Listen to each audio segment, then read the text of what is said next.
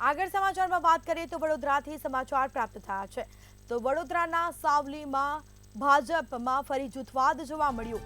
ફરી એકવાર ભાજપમાં આંતરિક જૂથબંધી જોવા મળી। સોશિયલ મીડિયા થકી ભાજપના કાર્યકરોએ બળાપો ઠાલવ્યો।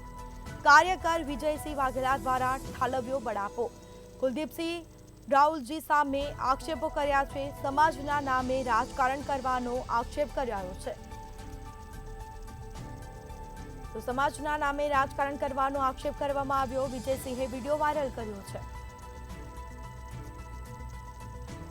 તો સમાચાર પ્રાપ્ત થયા છે વડોદરાના સાવલીમાં ભાજપમાં ફરી જૂથવાદ જોવા મળ્યું। ફરી એકવાર ભાજપમાં આંતરિક જૂથબંધી જોવા મળી છે। તો સોશિયલ મીડિયા થકી ભાજપના કાર્યકરોએ બળાપો ઠાલવ્યો। કાર્યકર વિજયસિંહ વાઘેલા દ્વારા બળાપો ઠાલવવામાં આવ્યો છે।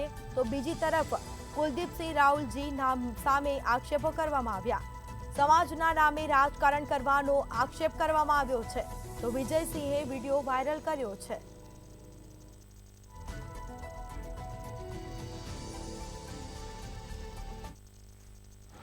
જય બાબા।